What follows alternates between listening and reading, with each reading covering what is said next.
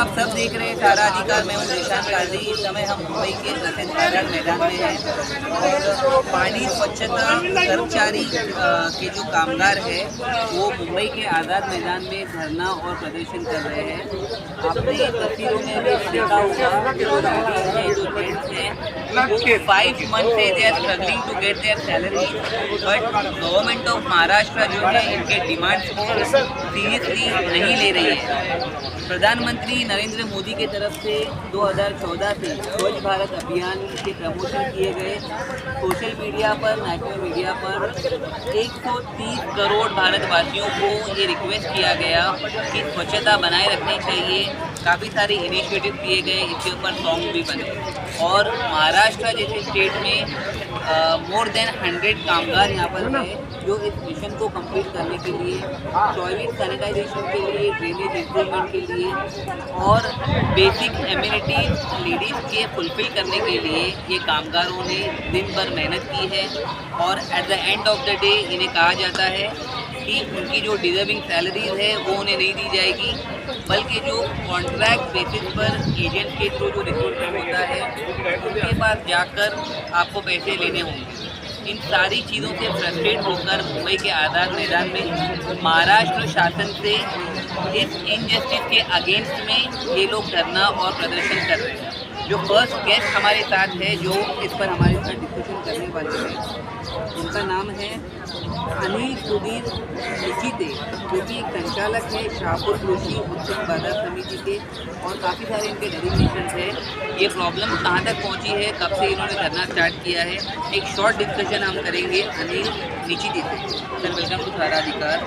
जैसे मैंने तुमको बता दिया कि सैलरी को लेकर 5 महीनों से आपको प्रॉब्लम हो रहा है, हमारे व्यूअर्स को आप बताइए टोटल कितने कामगार हैं और इन 5 महीनों में महाराष्ट्र के अलग अलग गाँवों में इन्होंने कितना मेहनत की?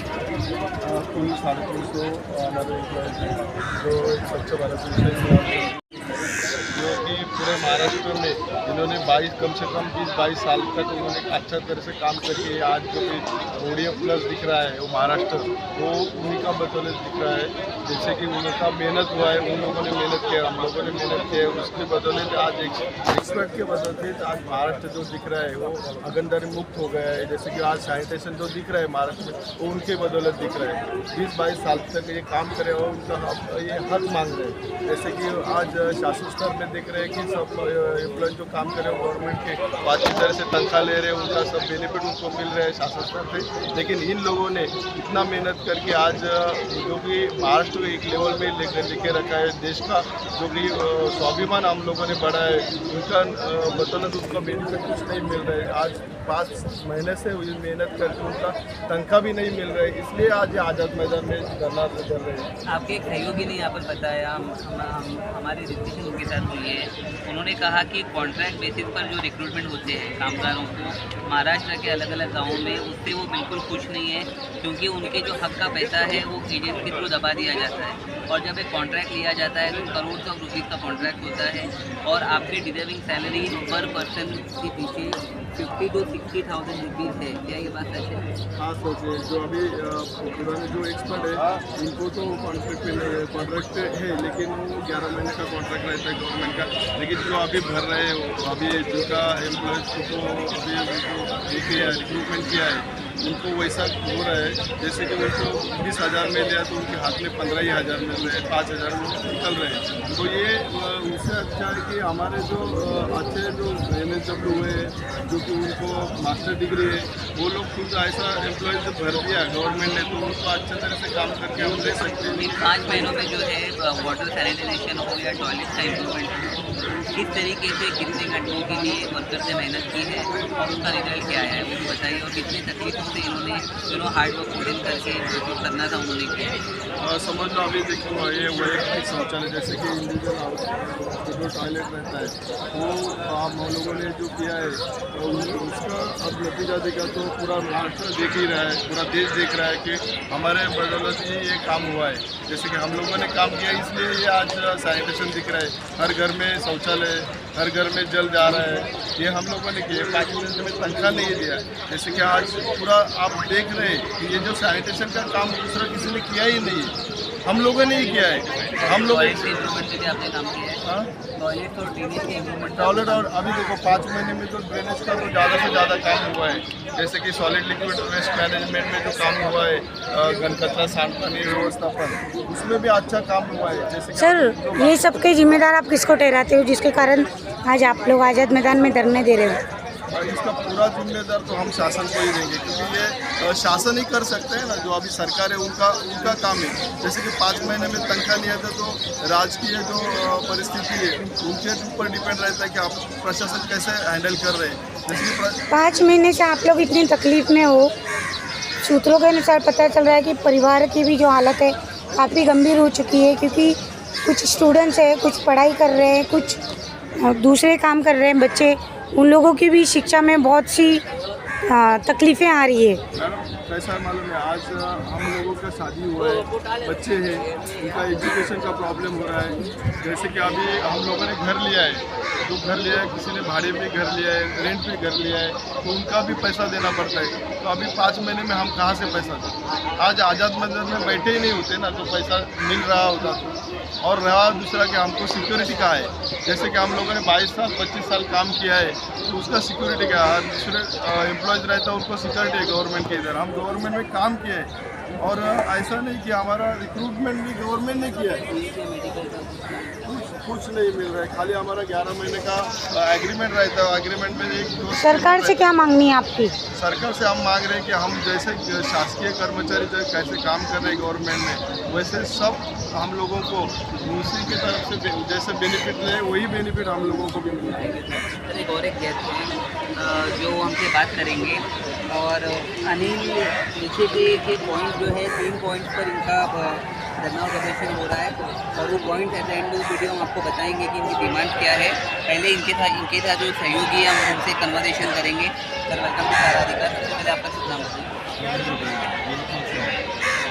5 घंटे की शिफ्ट कर रहे हैं और सैनिटाइजेशन इम्प्रूवमेंट के लिए उन्होंने काम किया है। आपके सहयोगी ने कहा है कि महाराष्ट्र का शासन उसके लिए रिस्पॉन्सिबल है, और कॉन्ट्रैक्ट बेसिस पर जो कामगार को रिक्रूट किया जा रहा है उसके वजह से भी आपकी जो डिजर्विंग सैलरीज है वो नहीं मिलनी चाहिए। महाराष्ट्र की गवर्नमेंट से आपका क्या निवेदन होगा इन वर्कर्स से जुड़ा? वो जैसे कि 5 महीने से हमको सैलरी नहीं मिली है। हमारा तो पहला यही है कि पहले तो सैलरी रेगुलर होना चाहिए। जैसे कि बाकी कर्मचारियों की सैलरी 1 तारीख को होती है, हम लोगों की सैलरी जो है 1 तारीख को हो।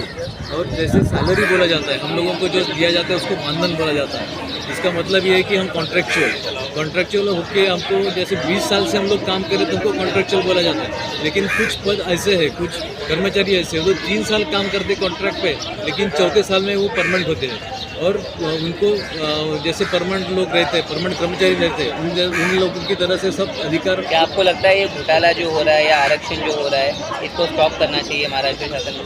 क्योंकि 3 सालों के बाद परमानेंट रिक्रूटमेंट नहीं होना चाहिए, क्या आपका ये कहना है?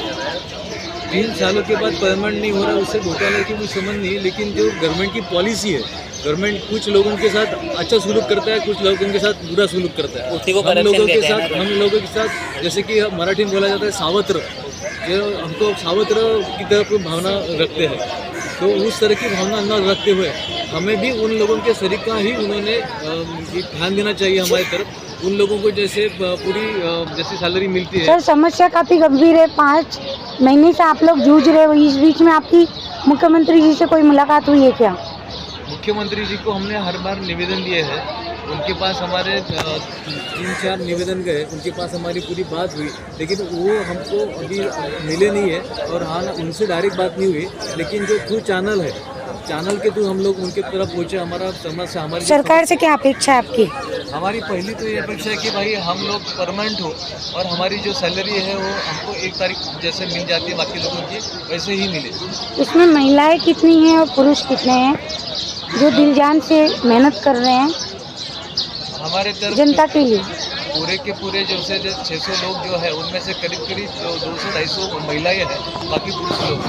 और पर सैलरी एक आदमी का कितना होगा उसमें?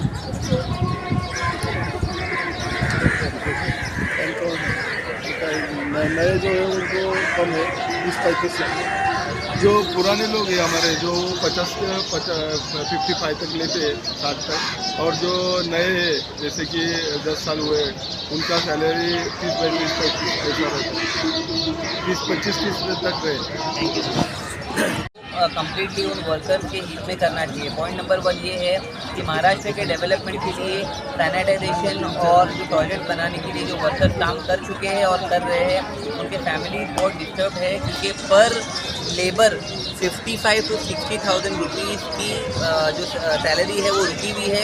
अगर आप उसको 5 महीनों में मल्टीप्लाई करते हैं तो कम से कम 2.5 से 3 लाख रुपए होते हैं, और मल्टीप्लाई अगर 250 करोगे तो it amount to 80 to 90 lakh और more than 1 CR। Second point ये है कि जो वर्कर्स रिटायर्ड होते हैं इनका ये कहना है कि जो प्रॉपर मेडिकल टर्म्स है और PF है, इंश्योरेंस है, उस पर बिल्कुल ट्रांसपेरेंसी से government rules and IPT section के अनुसार जो है उन्हें वो मिलना चाहिए, and there should be no corruption in that.